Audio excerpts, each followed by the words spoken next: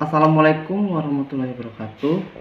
Saya Rian Padiwanta, mahasiswa STMIK Amik Riau dari kelas TIA. Pada kesempatan kali ini, saya akan menjelaskan tentang penggunaan tanda baca tanda titik koma, di mana bagi sebagian orang penggunaan tanda baca ini masih awam. Untuk itu, mari kita bahas lebih lanjut. Tanda titik koma. Tanda titik koma adalah tanda baca dengan beberapa penggunaan, terutama untuk jeda pada kalimat dan pemotongan pada suatu daftar. Dalam bahasa Inggris, semicolon, istilah bahasa Inggris untuk tanda titik koma, digunakan secara umum mulai tahun 1591. Yang pertama adalah tanda titik koma dapat digunakan sebagai pengganti kata penghubung untuk memisahkan kalimat setara di dalam kalimat majemuk. Berikut kita lihat contohnya.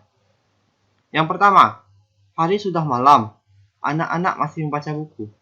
Pada contoh ini, dapat kita lihat tanda titik koma memisahkan kalimat 1 dan 2, di mana kalimat ini merupakan kalimat majemuk. Contoh kedua, kerbau melenguh, kambing menggembik, kuda meringkih. Dan contoh ketiga adalah ayah menyelesaikan pekerjaan, ibu menulis makalah, adik membaca cerita pendek. Yang kedua, tanda titik koma digunakan pada bagian perincian yang berupa frasa verbal. Frasa verbal merupakan frasa yang mempunyai inti kata kerja dalam unsur pembentukannya dan juga dapat difungsikan sebagai pengganti kedudukan kata kerja dalam suatu kalimat. Berikut ini adalah contoh penggunaan tanda titik koma. Syarat mengikuti ujian penerimaan pegawai di lembaga ini adalah 1. Berkewarganegaraan Indonesia, 2. Berijazah sarjana S1, 3. Berbadan sehat, dan 4. Bersedia ditempatkan di seluruh wilayah Negara Kesatuan Republik Indonesia. Nah, dapat kita lihat di akhir rincian kalimat nomor 1, 2, dan 3 terdapat tanda titik koma, sedangkan di rincian keempat diakhiri dengan tanda titik yang berarti sudah tidak ada rincian lagi di baris berikutnya. Yang ketiga adalah tanda titik koma digunakan untuk memisahkan bagian-bagian perincian dalam kalimat yang sudah menggunakan tanda koma. Untuk lebih jelasnya, mari kita lihat contoh berikut. Yang pertama, ibu membeli buku, pensil, dan tinta, baju, celana, dan kaos, serta pisang, apel, dan jeruk.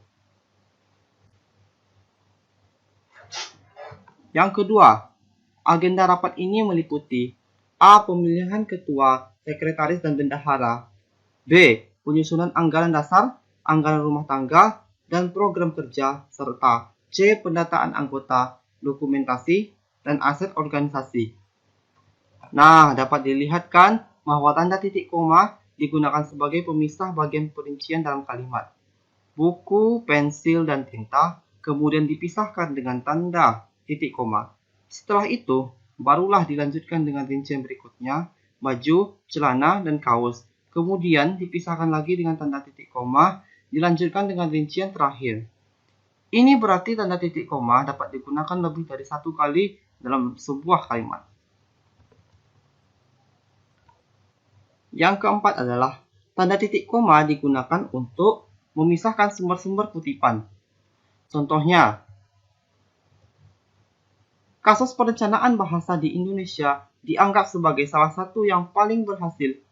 Buka kurung, Fishman 1974, Mulyono 1985, Samuel 2008, Waldorf dan Fuller 2015.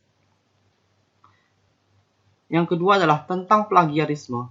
Para penulis, buka kurung, Kraft 1997, Putra 2011, Wibowo 2013, tutup kurung, sama-sama mengingatkan pentingnya pengutipan dan perujukan secara cermat untuk menghindari cap plagiat. Nah, jelas terlihat pada contoh bahwa tanda titik koma digunakan untuk memisahkan sumber-sumber kutipan. Nah, setelah menyaksikan video ini, semoga dapat bermanfaat dan menambah pengetahuan kita tentang penggunaan tanda baca titik koma. Akhir kata saya ucapkan terima kasih untuk perhatiannya. Jangan lupa like dan subscribe. Terima kasih. Wassalamualaikum warahmatullahi wabarakatuh.